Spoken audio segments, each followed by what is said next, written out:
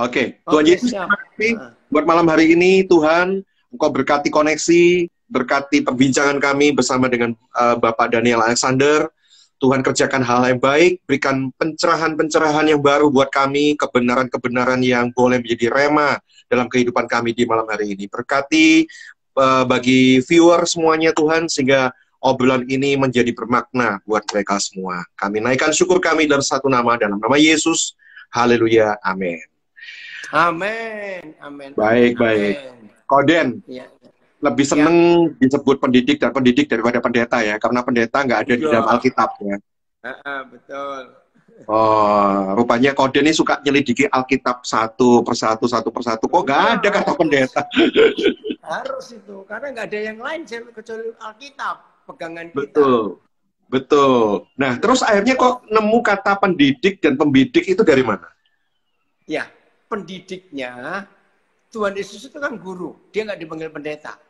Sampai hari terakhir dia di dunia, sebelum naik ke surga pun, orang menyebut dia guru. Maka itu semua yang percaya kepada dia, di 28 pasal Kisah Para Rasul disebut murid. Iya. Nah, kalau ada murid pasti ada gurunya. Nah, maka itu Yesus seorang pendidik. Jadi kalau mau sebut guru tapi pendidik. Nah, pembidik itu karena Mazmur 127. Iya. Dikatakan bahwa anak-anak itu anak panah, baik anak laki maupun anak perempuan. Itu anak-anak panah.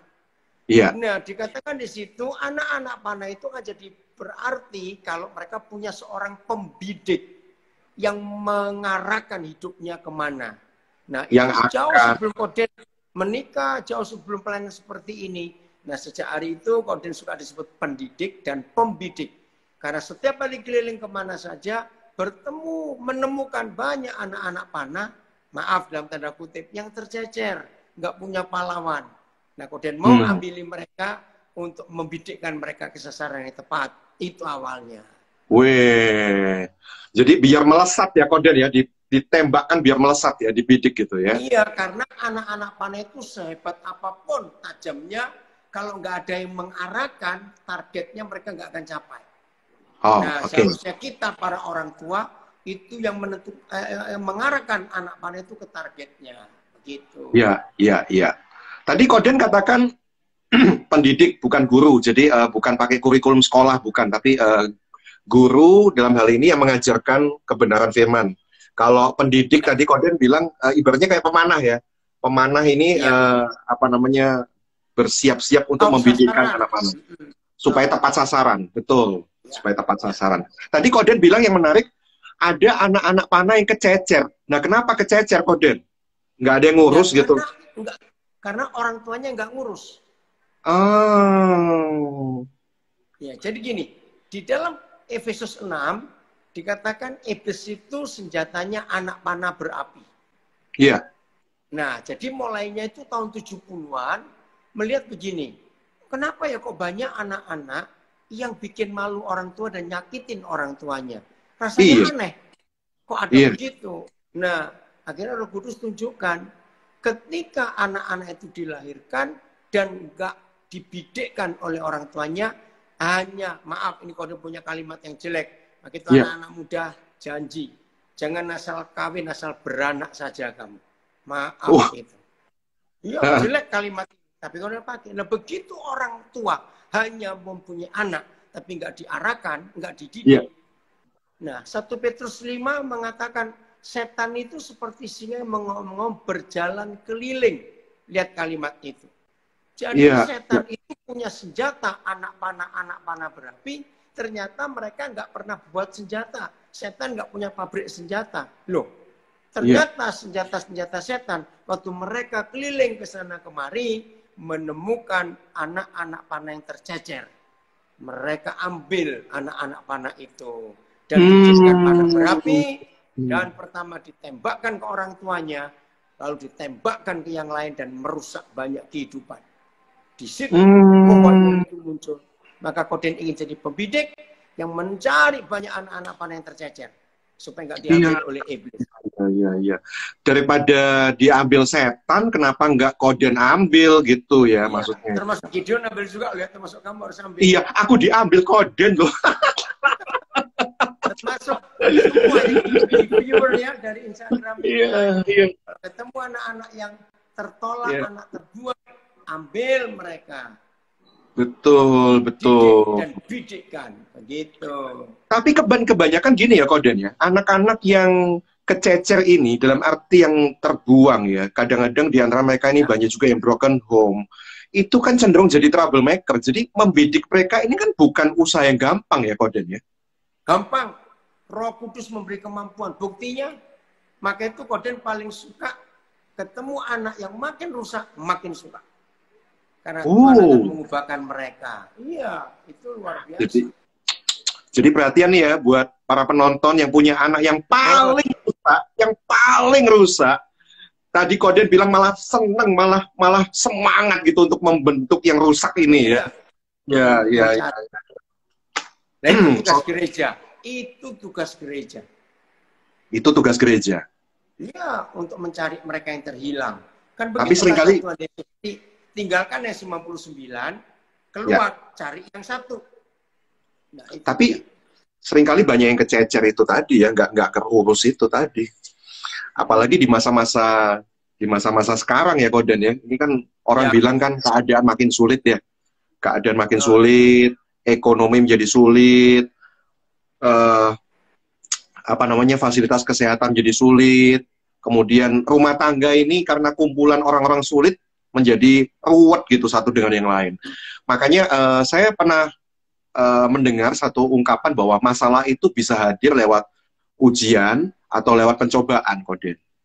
Jadi sederhananya mungkin kalau ujian itu kan yang pelaku utamanya ini Tuhan menguji kita. Makanya ada pemazmur mengatakan ujilah aku gitu ya. Ujilah aku.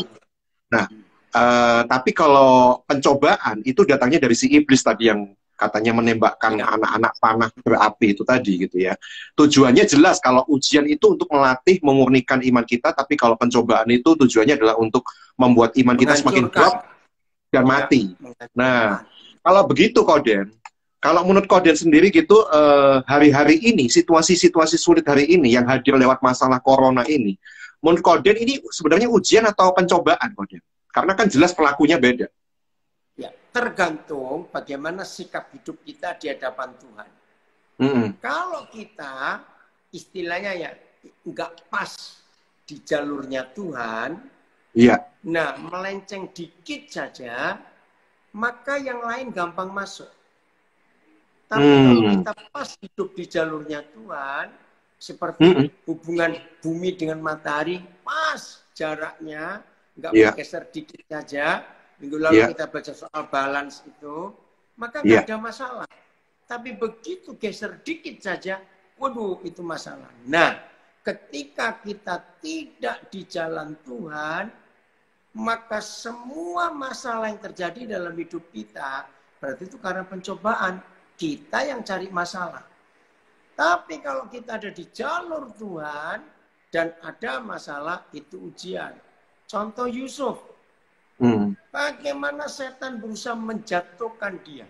Bayangkan istri Potifar di kejadian 39 itu hari ke hari dia digoda. Tapi Yusuf tetap di jalan Tuhan. Maka walaupun dia masuk penjara, tetap indah karena Tuhan menyertai dia. Nah, kalau Yusuf keluar dari jalur Tuhan, nah itu masalah terjadi. Nah, itu tergantung kita untuk membedakan. Corona ini diizinkan Tuhan, tapi bukan dari Tuhan. Nah, tergantung kitanya bagaimana. Kalau Tuhan izinkan kena, nikmati. Karena itu indah. Baru tadi nih, baru 30 menit yang lalu. Ada salah seorang saudara. Ya positif. Nah, kemudian tenangkan, nggak usah panik. Oh, selama COVID-19 ini, aduh, kemudian ngurus banyak yang kena. Kuat, tetap sukacita. Jaga hati, bereskan. Nah, tiap kali Koden berkata, ketemu orang yang positif, 14 hari itu kamu sekolah dengan Tuhan. Belum pernah terjadi dalam hidupmu. Selama hidup 14 hari sendiri, ini waktunya. Dan tidak akan terulang lagi seumur hidup. Cuma sekali itu saja.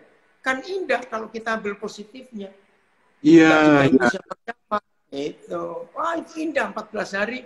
ya apa namanya isolasi mandiri itu indah, sangat menyenangkan berjumpa dengan Tuhan secara pribadi. Itu Iya, positif. iya.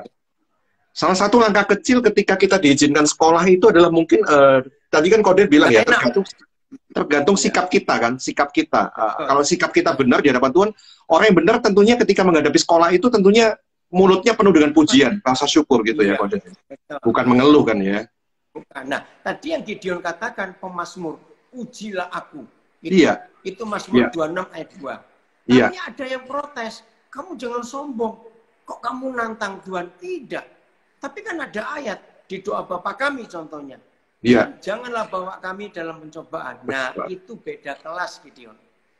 Anak-anak SMP, SMA, kalau mau dengar kata ujian, ulangan, pasti mereka nggak suka. Betul, tapi besok bisa mahasiswa, kalau mahasiswa sudah siap, dosennya sibuk, kok nggak ada waktu ujian, maka mahasiswa cari dosen. Pak, Bu, kami sudah siap. Kapan diuji? Betul.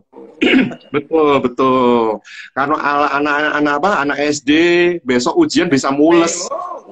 Tapi kalau dia kalau dia S1, S2, bahkan S3, mau S3 tapi nggak ketemu dosennya, wah dia cari sampai dapat gitu. Ayo cepetan dan ujian gitu ya.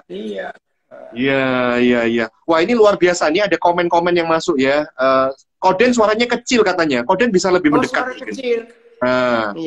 Maaf. Nah, masalah jarak saja. Oke, mungkin bisa lebih dekat.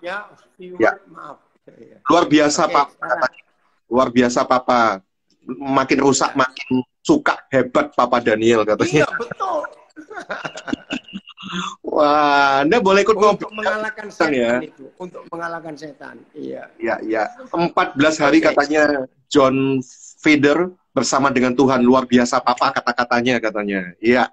14 hari bersama Tuhan ya. Dinikmati saja. Baik. Nah, jadi memang kalau sikap kita ini menjadi salah, tadi Koden bilang banyak penumpang-penumpang gelap, yaitu iblis yang mulai mengadakan aksinya untuk di jalur Tuhan. Iya. Memang hati-hati ya. Dalam situasi yang chaos itu memang suka ada penumpang-penumpang gelap yang ambil kesempatan memang. Betul. Ya, harus hati-hati. Nah, jadi harusnya kalau orang benar ketika dia mengalami situasi yang sulit, semua kan ngalami ya Koden ya. Ketika dia benar di hadapan Tuhan, dia menyikapi itu sebagai satu ujian, maka tidak ada hal lain. Dia semakin memurnikan hatinya untuk semakin Tuhan menguji. Betul sekali. Oke, tapi ketika dia mulai nggak benar, apa yang harus dilakukan Koden selain berbalik dari jalan yang salah? Bertobat, iya. Tinggalkan kejahatan-kejahatannya itu. Koden bacakan ya. Di 1 Petrus pasal 1. Ya. Ini yang ujian. 1 Petrus pasal 1 ya. Ayat yang kelima mulai. Ya. Begini kata Tuhan. Ayat 6, ya ayat 6. 1 Petrus 1 ayat 6. Ya. Bergembiralah akan hal itu. Bergembira loh Gideon. Ya. Bukan sedih. Padahal kalau mendengar kata gembira kan, woi dapat bonus ini, woi dapat hadiah ini. Ya, tapi tidak. Bergembiralah kan hal itu sekalipun sekarang ini kamu seketika harus berduka cita oleh berbagai-bagai ujian. Saya ganti kata pencobaannya, ujian. Maksud semuanya itu, maksud ujian-ujian itu ialah untuk membuktikan kemurnian imanmu yang jauh lebih tinggi nilainya daripada emas yang fana, yang diuji kemurniannya dengan api, sehingga kamu memperoleh puji-pujian dan kemuliaan dan kehormatan pada hari Yesus Kristus menyatakan dirinya. Nah itu kan indah. Kalau hasil ujiannya itu mendapat pujian, kemuliaan, kehormatan. Sama seperti orang wisuda. Wah senang sekali. Jadi bergembira akan hal itu. Iya. Sampai didapati iman kita murni sebagai mempelai siap menanti kedatangannya ya Koden ya. Amin. Oke. Ini ada yang komen sering-sering ada ini Papi udah ngerasa dikuatin lagi katanya, terima kasih Tuhan. Tuh Koden katanya sering-sering ada. Tepuk tangan buat host kita Gideon. Wah, saya senang Koden ini luar biasa ya. yang mau wawancara itu pernah kick Andy, tapi saya cuma remah-remah, tapi diizinkan kesempatan untuk mewawancara juga. Koden, corona ini kan apa ya? Yang tadi saya katakan ya semua mengalami dampaknya, dan itu mematikan bagi yang kena, itu kena tubuhnya bisa jadi mati. Tapi yang lebih saya cermati adalah bukan cuma sekedar tubuhnya yang sakit, tapi bukan cuma sekedar tubuhnya yang mati, tetapi jiwa rohnya ini kan ikut terganggu, ikut sakit gitu. Hari-hari ini ada yang mengatakan begini, orang itu bukan mati kena corona yang banyak, tapi yang lebih banyak. Nah, itu Koden. Karena stres itu. Ya, tapi di antara semua rancangan-rancangan yang nampaknya itu tidak baik, kalau kita ini punya pikiran positive thinking sama Tuhan, Koden sendiri ngerasa nggak ini ada sebuah rancangan baik apa gitu yang Tuhan kerjakan lewat masalah ini? Begini, Tuhan tidak pernah merencanakan yang celaka dan yang tidak baik.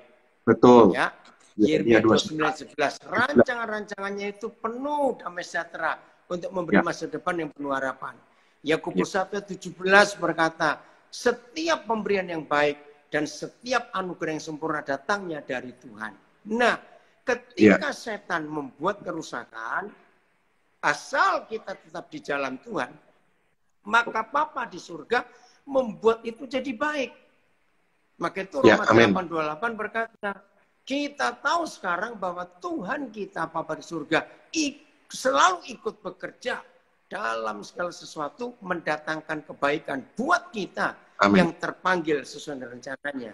Jadi bagi yang diizinkan Tuhan positif corona, hati jangan ikut stres, jiwa jangan ikut sakit, biar fisik saja. Kenapa? Yaitu tadi ambil positifnya. Oh, terima kasih Tuhan. 14 hari ini aku mau menyendiri dengan Tuhan saja. Justru senang dong. Ya toh, karena selama hidup nggak pernah loh isolasi sendiri di kamar. Ini 14 hari. Jadikan itu satu hari itu seperti 3 semester. Jadi kalikan 14. Wih, lulusnya S berapa itu? Kali berapa semester? Nah, itu artinya nikmati. Ya. Baik. Koden, tadi kita sampai ngobrol di itu ya. Tubuh boleh sakit, tapi jiwa dan roh ini harus terpelihara sempurna di dalam Kristus Yesus. Betul. Iya. Mungkin jadi, Koden punya hubungan roh dan jiwa kita dengan Roh Kudus harus tetap jalan. Sesibuk apa, sesakit apa fisik kita. Begitu. Jadi bersyukur ya mestinya ya. Kalau ujian di di sekolah, kuliah itu kan lama ya. 1 semester 6 bulan. Ini 14 hari. Kalau sikap kita benar, lulus ya Koden. Cepat loh itu. Hebat sekali. Kurikulum yang cepat loh itu. Iya. Makanya gratis lagi. Waduh, gratis lagi. Obatnya nggak gratis, Koden. Enggak lah. Obatnya yang gembira kok. Justru cuman itu ya. Iya, loh. Karena sampai hari ini, COVID-19 itu belum ada obatnya loh. Betul. Tidak ada obatnya. Maka itu tadi itu cuma imunnya dijaga. Jadi obat itu self healing dari dalam diri sendiri. Kalau endorfin kita kuat, orang itu nggak akan kena. Lah endorfin itu kan gratis dari Tuhan. Betul. Yang gembira. Baik. Ini ada Kopoek. Lewat corona ini salah satu yang aku rasakan adalah Tuhan ingin kita jadi lebih intim, jadi lebih dekat sama keluarga. Ada banyak hal yang lain lagi pastinya. Ya, terus ada Okiden nanya begini, Koden. Nah, kalau tadi kan Koden bilang tubuhnya boleh sakit, jiwa roh nggak boleh sakit. Nah, kalau kebalik gimana, Koden? Fisiknya sih sehat, tapi rohaninya sakit katanya. Iya, itu karena tidak mau mengampuni. Penyebab utama orang yang rohaninya sakit karena tidak mau mengampuni. Dia membawa sakit hati di sepanjang hidupnya. Itu orang jiwanya sakit, rohnya sakit. Pengajaran tertinggi dari Tuhan Yesus itu pengampunan. Ampuni. Nah, orang yang jiwanya sakit, rohnya terganggu, itu berarti dia sedang putus hubungan dengan Tuhan. Perhatikan itu. Setiap orang yang putus hubungan dengan Tuhan, dia pasti sakit.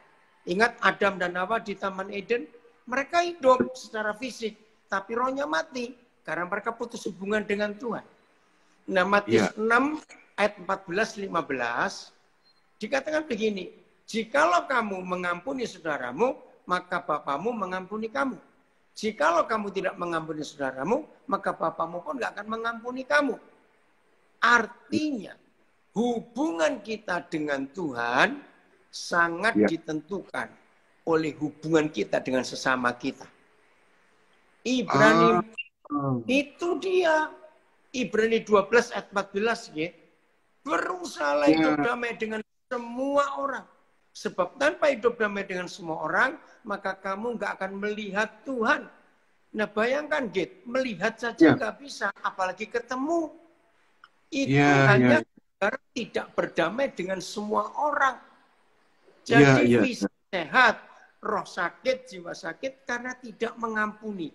Tolong catat ini viewers. Iya. Pak Gideon, saya tuh nggak punya musuh. Cuma ada yang saya malas ketemu. Sama. Nggak punya musuh tapi malas ketemu. Awas kamu. Itu kalau ketemu di mall biasanya jadi salah tingkah. Langsung balik badan semuanya. Terus pura-pura masuk ke WC. Awas. Iya. Kan jadi nggak enak ya kayak gitu. Ini mengagetkan saya, Koden. Saya nggak nyangka jawabannya kalau roh sakit itu kan tadi karena lost connection. Lost connection dengan Bapak Surgawi ya. Dan lost connection ini ternyata juga lewat sesama kita yang tadi Koden bilang nggak bisa mengampuni. Hubungan kita dengan Tuhan sangat ditentukan hubungan kita dengan sesama kita. Kalau sesama kita beres, dengan Tuhan otomatis beres. Jadi jangan dibalik loh. Oh, saya nggak peduli orang lain. Yang penting saya beres dengan Tuhan. Nah itu salah. Oke. Ini sungguh mengagetkan saya dan juga mungkin viewer yang lain ya. Ayo, mengampuni tuh katanya Koden mengampuni ya. Kalau nggak mengampuni putus hubungan sama surga loh. Kalau Adam dan Hawa kan bukan masalah mengampuni, get lost connection-nya, tapi kan karena mereka tidak taat ya. Iya, tidak taat itu sama. Orang tidak mau mengampuni tidak taat. Betul. Karena salah satu perintah Tuhan adalah kasih dan mengampuni itu tadi ya. Ampuni. Ternyata sumbernya dari situ toh ya. Wah, ini luar biasa. Ayo. Sumber penyakit dari tidak mengampuni. Dalam bahasa Inggris ada phrase bagus. Forgiving is healing. Ya. Artinya, Koden? Forgiving is healing. Bisa? Mengampuni adalah menyembuhkan ya. Menyembuhkan. Pengampunan itu menyembuhkan ya. Oke. Baik. Nah, Anda boleh nanya-nanya sama Koden ya. Kapan hari itu katanya kok saya nggak bacain komen. Nah, silakan Anda boleh nanya ya. Oke. Koden, sampai hari ini masih konsisten ya melayani di Papua Nabire ya. Sebagai misionaris di sana ya. Meskipun kadang-kadang keliling-keliling juga ya. Tapi masih konsisten ya. Masih konsisten ya. Bukan lewat khotbah belaka. Tinggalnya di sini. Ya. Oke. Yang saya suka Koden ini kan bukan lewat khotbah.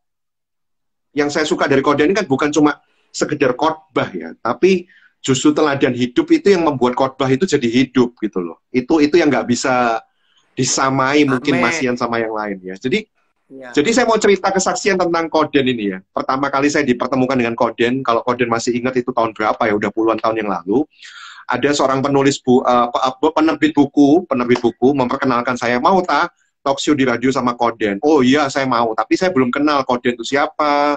Saya belum menyangka kalau beliau itu seterkenal kayak begitu, pengikutnya banyak. Akhirnya terjadilah hari itu.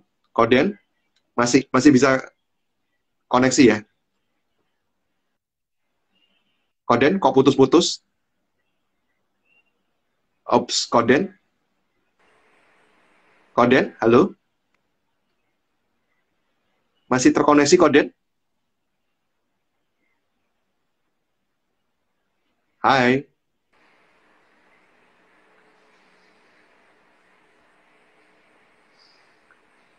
Biang permusuhan itu ada dua. Bisa, Git? Oke. Sempat ngilang lagi tadi ya. Koden? Iya. Gimana bisa, Koden? pertemuan pertama kali? Ya. Enggak. Jadi waktu itu kita kan puluhan tahun yang lalu dipertemukan oleh penerbit buku, Koden. Jadi saya belum kenal nama Koden, saya belum kenal nama Daniel Alexander, Saya nggak tahu reputasinya sudah sampai seperti apa. Tapi yang jelas, saya bayangkan, wah ini kalau dikenalkan sama penerbit tentunya orang hebat gitu.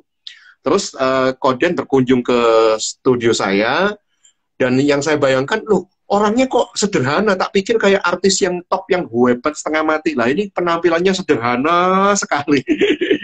Terus Masuk Koden masih ingat waktu itu, iya, iya kayak gitu. Itu image saya gitu. Nah, terus apa namanya? Koden nanya gitu sama saya, ini Koden copot sandal ya, copot sepatu. Lu nggak usah Koden, saya pikir gini, humble-nya orang ini kok luar biasa ya gitu. Sampai kemudian kita ke atas, kita siaran waktu itu gitu ya. Nah, yang sangat menemplak saya waktu itu adalah harusnya saya sebagai tuan rumah ngasih minum ke Koden. Harusnya saya sebagai tuan rumah itu ngasih minum ke Koden, melayani. Tapi waktu itu saya masih ingat betul, itu khotbah pertama Koden yang begitu hidup, dan itu begitu masuk di hati saya langsung kena, dan seolah-olah kayak tertempelak, gak karu-karuan gitu ya. Karena gambaran saya tentang seorang hamba Tuhan itu menjadi berbeda sama sekali. Bukan saya yang melayani, ngasih minum ke Koden, malah Koden itu bukain aqua buat saya, malah melayani saya. Saya pikir ini gimana ya, konsep kok terbalik-balik, ini hamba Tuhan kok kayak begini. Terus waktu mau pulang, Koden pamitan sama saya. Udah ya Koden pulang, sampai ketemu nanti kalau ada yang butuh Koden ini nomor HP-nya. Loh, biasanya pendeta itu sangat susah dicari nomor HP-nya. Nggak mau ngasih nomor HP. Ini malah nyodor-nyodorin nomor HP. Ini Koden, saya titip ya, buat anak-anak nanti yang butuh. Loh, ini malah nomor HP dikasih. Gimana nih orang? Terus, Koden naik apa? Oh, Koden mobilnya banyak, tenang aja. Saya pikir ini orang kaya beneran dari Papua gitu, mobilnya banyak. Nggak taunya, naik taksi. Ya ampun. Aduh, itu pengalaman yang tidak terlupakan, Koden. Itu satu khotbah yang hidup buat saya. Dan dari situ saya belajar betul arti seorang hamba Tuhan, arti seorang hamba, Koden. Bukan lewat khotbah, tapi lewat sebuah teladan hidup. Dan itu, percayalah, Koden, membekas sampai hari ini.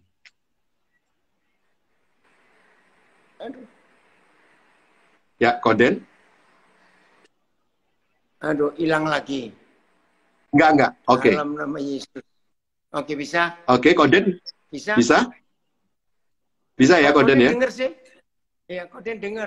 Nah, Koden dengar. Dengar, tapi nggak muncul gambarnya ya? Oh, mana ya? Nggak muncul gambarnya. Oh ya, mana ini? Aduh. Oke. Ups, kameranya terbalik. Bisa? Udah. Iya. Udah belum? Oke. Koden, tadi bisa dengar suara saya tadi ya? Sinyalnya. Iya, dengar. Iya. Dengar ya tadi ya? Lupa loh, Git. Koden lupa. Kenapa? Koden pertama kali ketemu Koden lupa sudah. Koden lupa. Oh, tapi saya nggak pernah lupa loh, Koden. Itu pelajaran pertama untuk menjadi hamba Tuhan terus begitu gitu ya. Itu langsung gambaran saya tentang sosok hamba Tuhan yang biasanya sok selebritis, maaf ya, ada beberapa yang kayak gitu. Itu langsung hancur loh. Oh ya. Jadi, iya. Jadi saya pikir gini, ya ampun Koden aja yang terkenal kayak gitu, nggak sok-sok amat, masa saya harus sok-sok dan sombong? Justru kita harus menghamba gitu kan. Lo namanya aja hamba. Sebutannya aja hamba, masuk kelakuannya bos. Tapi gimana Koden menghadapi, ini ada nanya, ini ada sesi pertanyaan nggak? Ada, silakan. Saya nggak ngobrol sendiri ya. Anda bisa ngobrol-ngobrol di sini. Anda boleh nanya-nanya ya. Oke, Koden. Jadi menyambung pembicara tadi saya ya, bahwa sosok hamba Tuhan itu menurut saya langsung berubah gitu pandangannya. Konsepnya langsung berubah. Bahwa seorang hamba harus melayani. Dan sama seperti Koden hari ini masih konsisten melayani di Papua, melayani dalam bidang pendidikan, menyekolahkan anak, membiayai keluarga-keluarga juga. Nah, itu kan butuh biaya yang besar ya, Koden ya? Iya. Terus Koden gimana? Punya bisnis atau gimana gitu? Untuk membiayai itu? Yang paling besar kan banyak teman yang support. Terus ada juga bisnis kecil-kecilan ada, begitu. Oke. Saya tuh suka. Tuhan cukupi lah. Iya. Bahkan bukan cukup ini, kaya ini ya, luar biasa karena harus menghidupi banyak orang loh ini. Oh iya, betul. Bukan Iya. sekedar cukup loh, Koden ini kaya raya karena Sangat. bapak kita kaya raya gitu. Ayo ke Papua, Git. Oke. Oke. Dengan Gideon gimana? Tadi menjawab pertanyaan tadi, Koden. Bagaimana tanda-tanda kalau kita ini sudah mengampuni? Ya, bisa makan bersama orang itu. Wow.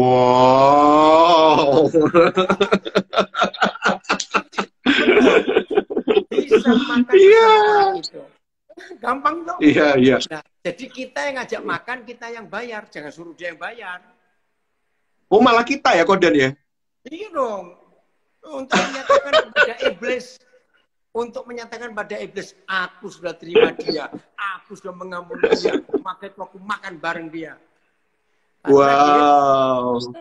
Iya, iya. Kalau gitu, ya. Kalau gitu gimana? Kalau gitu saya undang semua pemirsa untuk makan bersama saya. Berarti semua musuh saya dong. Ya enggak lah. Lain kalau itu. Oke. Ini satu tantangan yang luar biasa loh dari Koden ya. Kalau salah satu tanda Anda mengampuni musuh Anda, ajak makan, diundang makan musuhnya, duduk semeja makan dan ngobrol-ngobrol gitu ya, Koden ya. Oke, tadi ada yang sempat nyeletuk, Koden kenapa kok banyak ditolak untuk khotbah di banyak gereja katanya? Oh, salah. Yang nolak itu yang nggak suka firman. Sedikit kok. Buktinya Koden sibuk terus. Ya, buktinya sibuk terus banyak gereja. Jadi yang nolak itu sedikit yang nggak suka firman. Iya. Kalau Koden ditolak banyak gereja berarti nganggur. Ini sibuk sekali. Betul. Selama terkunci ini saja, tiap hari pasti ada acara untuk Koden khotbah. Ya. Jadi nggak bener tuh kalau banyak yang menolak, enggak ya, karena itu nggak suka firman gitu ya. Oke. Iya. Jadi tadi ada yang tanya toh, kalau sudah maafkan tapi nggak diterima ya nggak apa-apa. Nggak apa-apa, yang penting hati kita tetap baik pada orang yang bersangkutan. Dimulai dari hati kita dulu ya. Iya, hati kita dulu. Ya. Oke, Koden. Nah, kalau ini kan sekarang Tuhan bawa Koden semakin luar biasa ya dalam pelayanan misi di Nabire, Papua. Apa namanya? Kalau Tuhan bawa itu semakin hari semakin besar. Itu tantangannya seseorang ketika Tuhan bawa pelayanannya makin besar, itu kan ministrinya bukan lagi menjadi sebuah ministry, tapi menjadi sebuah company. Apa Koden nggak takut akan godaan itu? Ya, Tuhan jagai hati Koden sampai hari ini. Apa yang Gideon katakan itu pasti terjadi kalau motivasi hamba Tuhan adalah uang. Motivasinya tetap jiwa-jiwa, nggak akan jadi sebuah company. Nah, ini Koden cuma cerita. Agustus tahun 2020 ini, Git, Koden 48 tahun jadi hamba Tuhan. Wow. Sebentar lagi 2 tahun 50. Iya. Nah, kalau nggak bener, nggak mungkin sampai sekian lama, begitu loh maksudnya. Bagaimana tips Koden untuk menjaga hati tadi itu? Kan kuncinya katanya menjaga hati. Nggak doyan duit sampai hari ini. Koden, kalau nggak doyan duit, terus bagi duitnya itu gimana dong? Nah, justru itu hebatnya. Ketika Tuhan tahu Koden nggak doyan duit, duit dikirim terus. Karena Koden nggak pernah nikmati, bagi lagi, dikirim, dibagi lagi, terus begitu. Kan Tuhan Yesus berkata, duit itu setan. Iya. Maka itu Koden berhasil membuat sakit hati setan.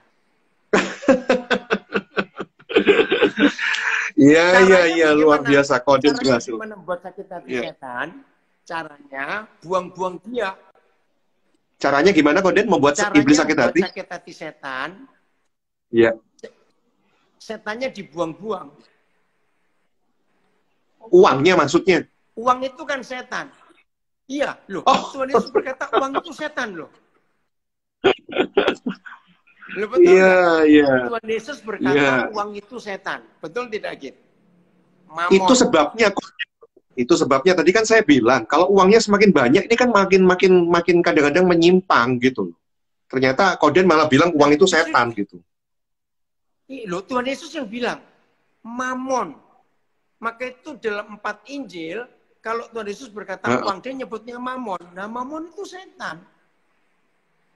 Oh. Tapi kan akar segala kejahatan bukan uangnya, Koden, tapi keinginan akan uang itu kan. Ya cinta, makanya itu Koden nggak pernah cinta uang. Bukti nggak cinta uang, Koden usir dia pergi jauh-jauh, jangan deketin aku, begitu. Jadi Orang yang kalau orang gimana? Kalau apa? silakan. Gimana, Enggak. Koden? Kalau orang cinta uang, uangnya Iya, iya, disayang-sayang, saldonya betul. diliatin tiap hari, ya itu cinta. Takut orang yang cinta kan takut kehilangan. Betul. Nah, yang Koden tuh nggak takut kehilangan. Jadi kalau saldonya berkurang itu kuatirnya setengah mati ya, Koden ya. Nah, kalau Koden enggak, gitu. Di Ah, hati Koden ada sebuah sikap, ya. Di hati Koden ada sebuah sikap. iya, Kalau iya. ada saldo di ATM Koden, Koden itu merasa berdosa. Oh, iya, iya, Karena ada yang perlu cuma Koden belum tahu. iya, iya. Maka Tapi buat Koden pribadi kan butuh toh. Buat Koden pribadi nah, kan butuh. nah, gini, kata butuh itu Iya. teratasi dengan bisa berkata cukup.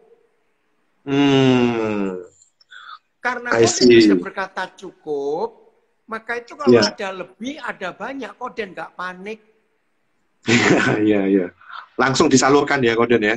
Oh iya, salur langsung. Maka itu Oke. hobi Koden itu ke ATM. Iya, untuk bagi-bagi. Iya, ngecekin saldo. Ada apa?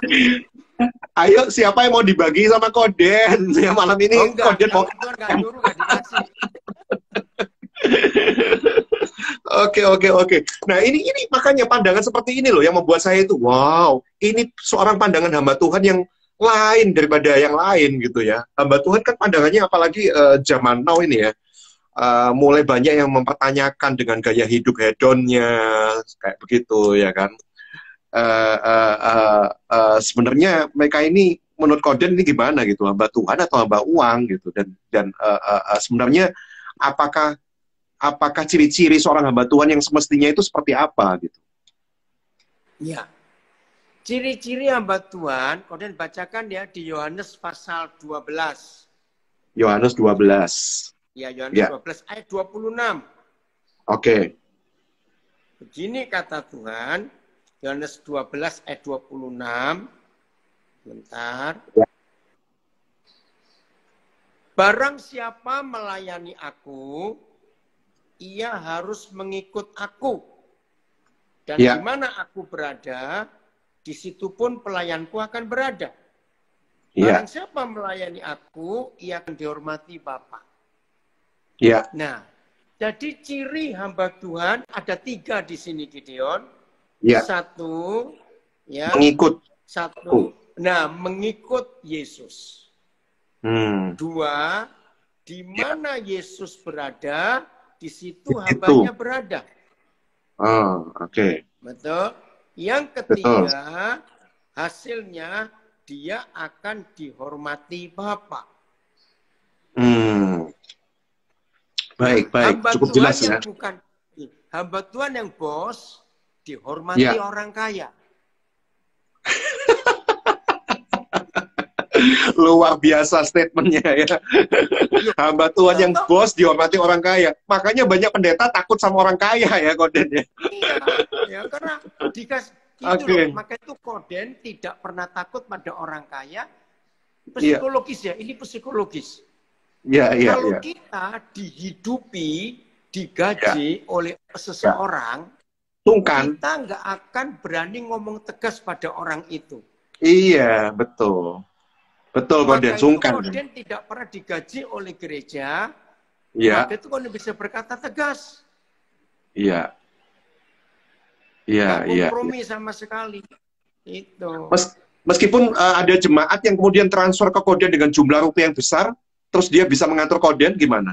Oh, nggak bisa, nggak mau. uangnya tak balik no. Ini yang saya suka ya, luar biasa ini ya. Wah, wah, wah, wah. Ini ada yang komen nih. Pernah Papa Den apa ini jerit gede banget bilang bertobat, satu aula kaget semua. Kenapa ini? Pernah Papi Den jerit gede banget bilang bertobat katanya. Aula kaget semua, satu aula kaget semua. Filosofinya luar biasa katanya. Iya, iya. Oke, ini ada yang komen. 14 tahun yang lalu 14 tahun yang lalu Papa khotbah soal uang di gereja besar sampai gebrak-gebrak mimbar. Orang-orang ketiduran sampai kebangun semua katanya. Oke. Pi mau nanya, ada satu statement gereja yang berkata masalah besar gerejanya saat ini adalah karena persembahan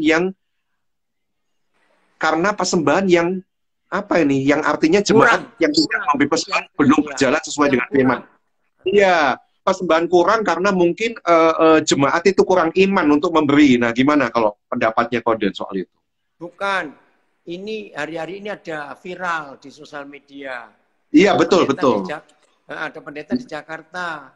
Iya. Karena kan maintenance gereja, sewa gedung, nggak ada kebaktian, kan persembahannya kurang. Nah, itu dia. Jadi yaitu gereja yang tuannya adalah uang. Kalau gereja tuannya Tuhan Yesus, lain lagi. Nggak akan takut kekurangan. Tuh ya, dengerin tuh. Kebanyakan hamba Tuhan sekarang sudah jadi hambatan Tuhan. Bukan hamba Tuhan, tapi hambatan Tuhan katanya.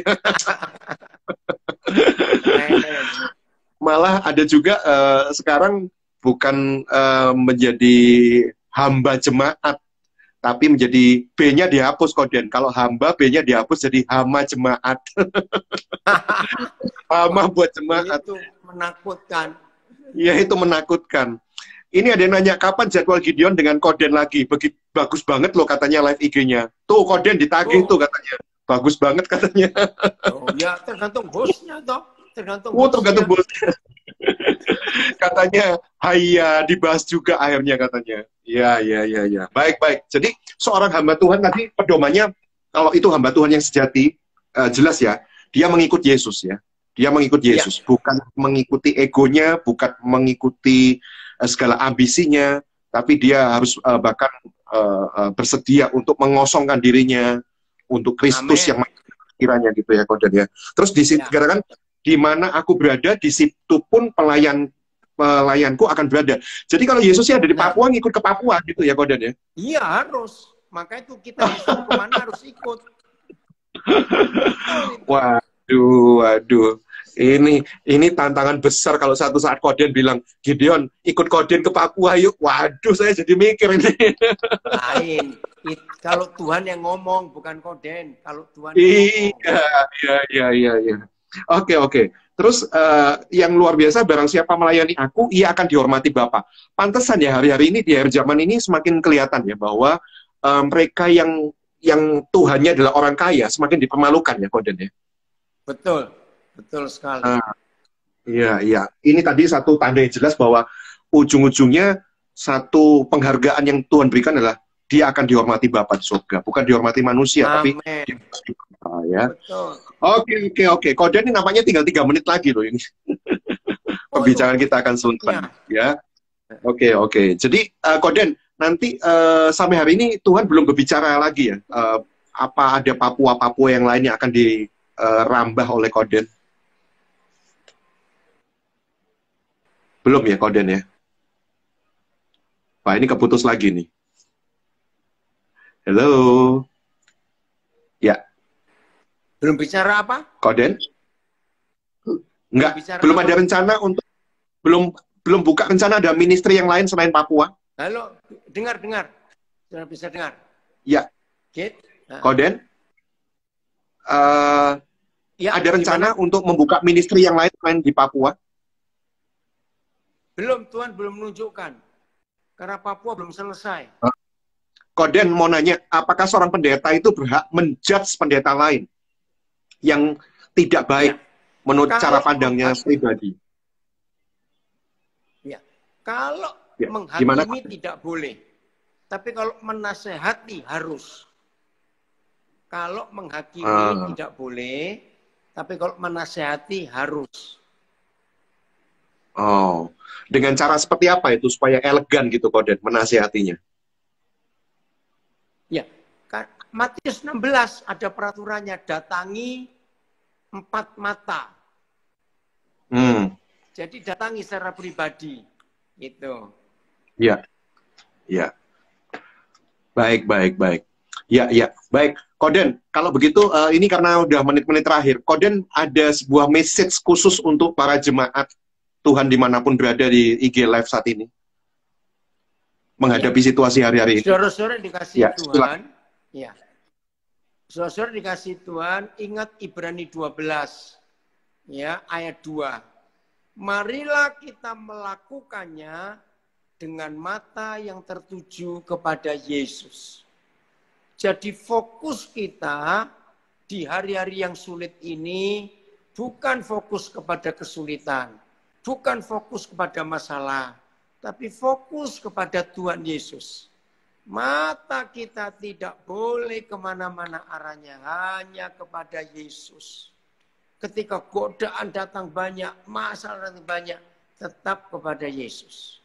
Jadi kalau hidup ini tidak fokus, maka jadi blur, jadi kabur. Betul. Yang ngelihat pun nggak enak gambar kabur itu tadi. Jadi itu pesan Koden pada semua viewers, fokus kepada Yesus. Ya. Yes, amin. Fokus pada Yesus. Koden tutup dalam doa ya, untuk menutup perjumpaan kita malam hari ini ya. Silakan Koden. Bapa di surga, kami bersyukur kepadamu, karena Tuhan tetap baik buat kami semuanya. Terima kasih untuk pemeliharaan Tuhan. Terima kasih untuk Gideon anakmu, yang Tuhan pakai dia secara khusus. Tidak banyak pendeta, hamba Tuhan bisa seperti dia. Biarlah lewat panggilanmu sebagai penyiar, dia menggunakan talenta ini untuk memberkati Indonesia, memberkati dunia. Hidupnya Tuhan berkati. Terima kasih Bapak semua pendengar yang bergabung saat ini.